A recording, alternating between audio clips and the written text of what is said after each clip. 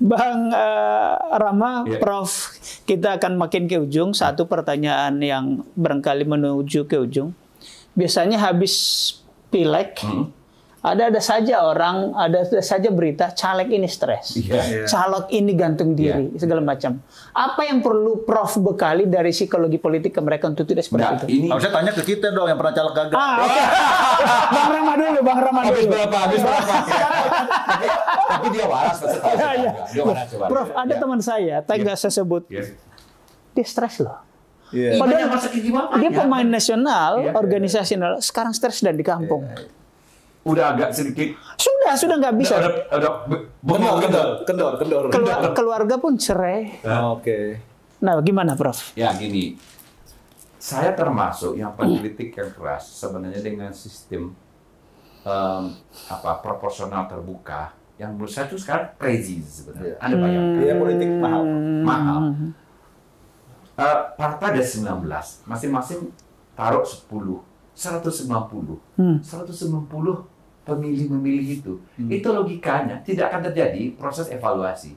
Secara psikologis orang hanya bisa mengevaluasi alternatif itu. Kalau menurut teori decision making yang bertanggung jawab proses evaluasinya itu 3 atau 4 lah.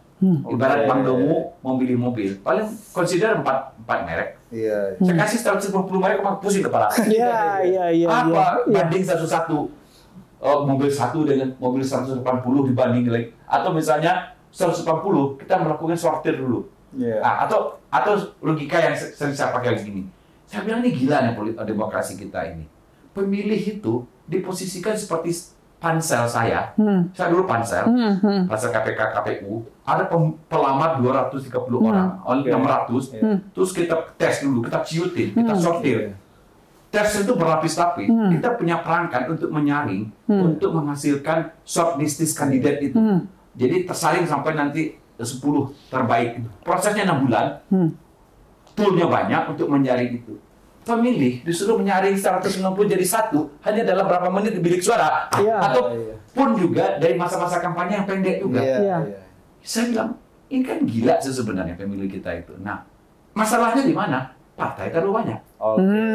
Jadi reformasi demokrasi ke depan kita harus bergerak untuk mengkonsolidasi partai, kecilin partai itu. Kita tinggal 4. Setuju, Prof. Terus kalau sudah 4 kita akan pergi kepada sistem distrik. Yang dulu pernah disarankan oleh seminar Angkatan Darat untuk 65 itu, zaman Soeharto dulu. Tapi kan ditolak oleh politisi sipil, karena politisi sipil suka bikin partai banyak-banyak. Maka zaman Soeharto hanya ada 2 partai, 1 golkar. Salahnya dia adalah dengan tangan besi dia.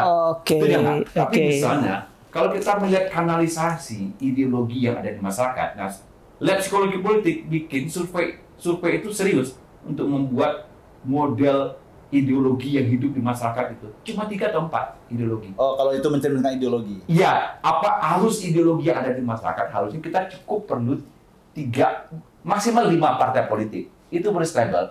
Kalau 5, baru kita minta partai itu menyeleksi dulu caleg yang berkualitas, baru ditaruh di satu dapil. Dapilnya kita bikin banyak, ya. Tidak seperti sekarang dapilnya dikit tapi ada 10, 9, ada 11 orang, itu kan rebutan. Nah, konstituensi tidak akan terbentuk dengan sistem seperti ini.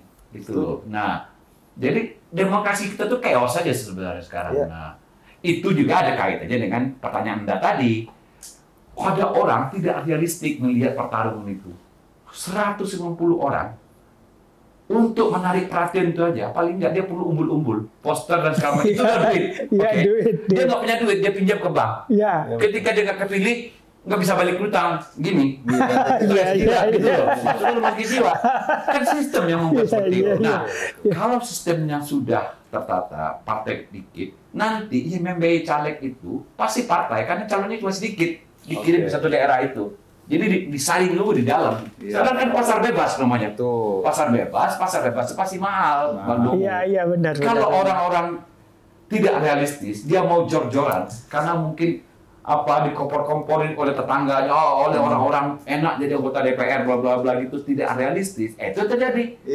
Ya, selalu pemilu ke pemilu kita lihat barisan caleg gagal itu ngantri di rumah sakit jiwa. Gitu. Download Tribun X sekarang. Menghadirkan lokal menjadi Indonesia.